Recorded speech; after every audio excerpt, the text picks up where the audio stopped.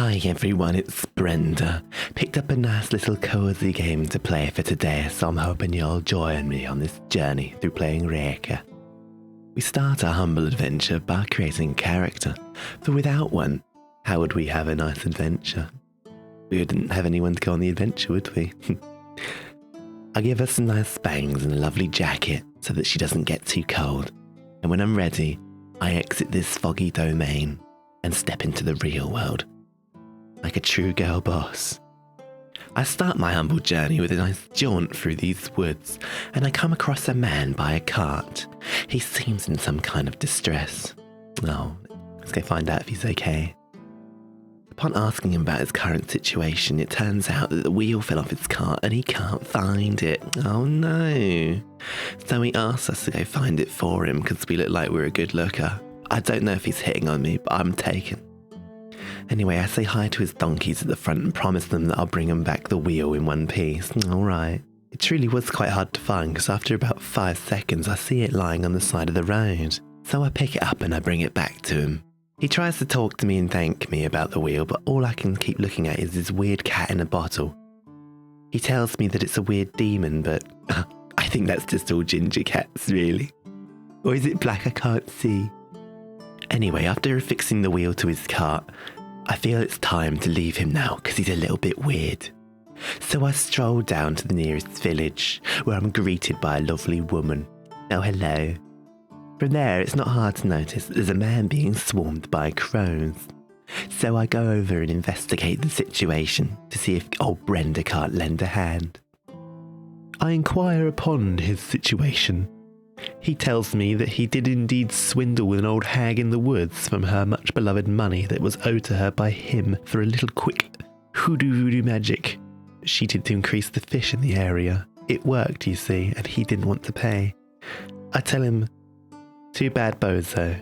I leave and investigate his shed, and I see he's got some nice knives and cutting tools on the side, but I'm not allowed to pick him up because the game says no. So I just have a stroll on his boat for a second. That'll do. Anyway, I leave the little boathouse and I go back out into the rest of the village, where I find a young woman who says her husband just died. Oh. I offer to help her pick up pumpkins because she won't stop whinging. I do so by picking them up one by one and putting them in this barn over here. I reckon her husband must have been buried with the wheelbarrow. Takes a lot to get a good wheelbarrow these days. I'd want to be buried with mine if I had a nice one. Anyway, when I'm done, she gives me a few things and a couple of pumpkin decorations as a reward. I then have a look through the rest of the village. I decide that I can't be bothered to look through the rest of the village, and I go towards the brim of the forest, where I'm stopped by a woman and a crow. I can't quite tell who's talking to me at this point, but I assume it's the crow. And the crow warns me that there's an old hag somewhere out in the forest, and I should be careful. Though I'm of my own free will, so I can do what I please. And so I do. I stroll right past them, merrily as she goes, and get my feet wet in the old pond. As I climb out the embankment, it's quite easy to see where this witch might be living. It's this old shack that's separate from everyone else's houses. As I walk up to the front gate, lo and behold, there's a 7-foot witch standing there. You must be the one I'm after. She goes, aye. And you might be the one I'm after. After a bit of cheeky bounce and back and forth, she says that she needs some honeycomb and some berries for a soup.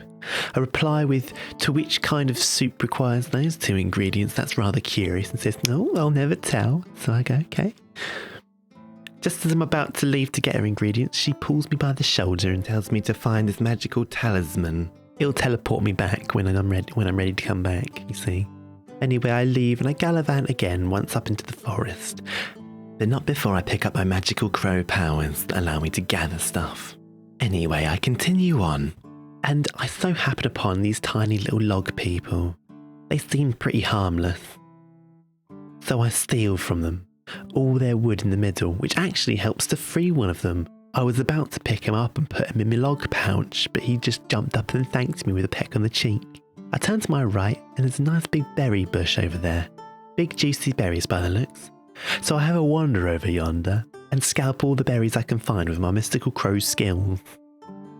I turn around to see that they've gathered around me, either in amazement because I'm about to feed their greedy little chops, or they're about to hang me for stealing. Either way, I shove the berries in their mouth and they're very pleased. They'll give me a reward. Or maybe they think I'm robbing them and they're giving me their hard-earned things.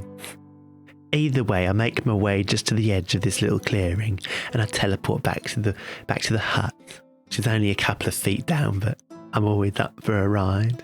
When I return, she says, "Oh, you've got all the stuff for the soup." Oh, wait, not soup, sorry. Oh, dearie me, it must be my old age. My dementia's getting to me. I meant for the ritual. I was like, well, that's a fucking relief. I didn't really want honey and berry or fucking soup. Says, well, you fucking would like it, wouldn't you? You got fucking little greedy chops on you. You got a bit of chub to you, a bit of flab round the neck, a chin or two to get used to. I said, all right, calm down, calm down. It was just a sly comment. Didn't mean it. Didn't mean to hurt you. Don't have to hurt me back. I said, that's fair enough. Follow me up to the shack round back and help me out with this ritual, will you? I says, okay. So I do about half the ritual, and then I get to a point where for some reason I can't collect this grain. I fiddle and faff, kick my heels a little, and then I reload the save once or twice because it bugs a few times. But it doesn't seem to solve it. Oh no.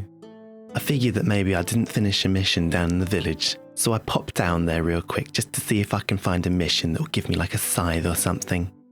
When I get back in the village, there's a woman who's lost their goat. Oh no. I find the goat by a well. I almost chuck him in by accident trying to get out a piece of chocolate at the bottom, but he doesn't slip, he holds on for dear life.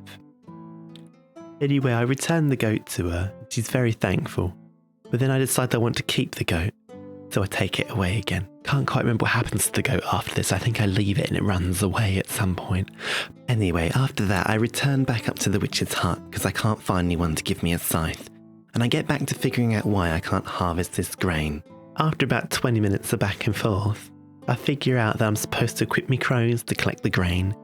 My delicate, soft hands aren't meant for such laborious work in the outdoors.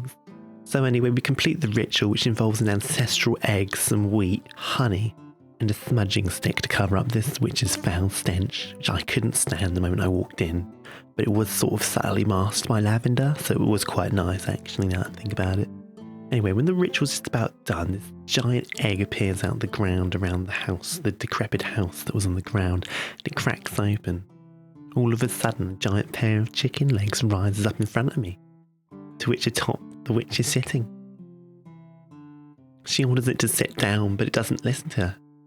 I give it a chance and beckon to it. Hark, chicken-legged lodge. Sit down for me. It clucks once or twice and then does so. Seems it's under my control, you cheeky witch. She seemingly begrudgingly does allow me to have this as a little present. After all, it's my blood she used in the ritual. From here she says I can decorate the house any way I want. So I fucking do. And I do it half-heartedly. Because I've done this ritual about 4 times now and I just want to get up and leave. But before I do get up and leave, she warns me that there might be more things to do in the village. So I go for a wander. So anyway, I go back to the village for one final look around, but I won't show you because it's actually none of your business. After that, I leave to have a look around the swamp. Surely there's something interesting to find. I find this gloomy ruin, but you're not invited in, I'm sorry. JK, I convinced the guy inside to let you in because I said you were cool. Don't ruin this for me, okay? It turns out this mirror is rather sad because there's no light in this room and he can't see. I told him to turn up his gamma, but he said he didn't know how. I said, have you tried the NVIDIA control panel? He says, I don't have NVIDIA. I said, you're a lost cause. So I lit some candles for him. It's the best I can do, really. Basically like the Stone Age in here.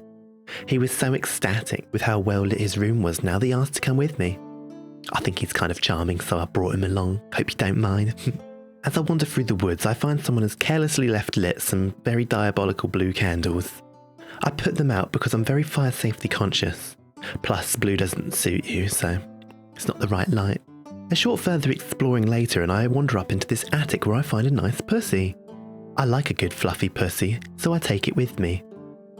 I decide to show it what the swamp's all about, but I accidentally get knee deep in this pond over here and almost get my pussy wet. That would have been really unfortunate. I'd have to drip dry it. No towels out here. I take a brief moment to bestow upon the log people my pussy. I give them a moment to take in the sights, because usually pussies are quite scared of logs. But not in this case. This one seems tame. As I make my way back home, I teach my pussy to commit petty theft. Someone left some things here that were obviously meant for me, which is technically true because devs are real and you can't convince me otherwise.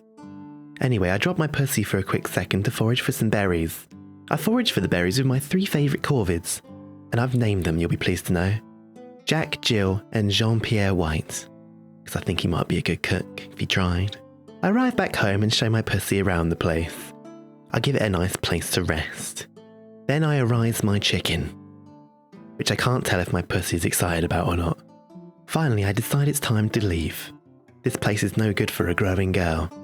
So I carefully make my way through this ecosystem, being extra careful not to damage anything. It turns out I can't actually leave yet because travelling is some hungry work, so I've got to cook up some grub. The cooking's quite nice in this actually, it reminds me of a little cooking mama moment. Not that I ever cook, I always order out. Oh, or I get friends to pay. Now we travel to the new map, and I'm undecided whether to bring you along or not. Oh, right. You've been nice, you've been quiet. You've been sat there nicely waiting. It'd be mean not to, wouldn't it?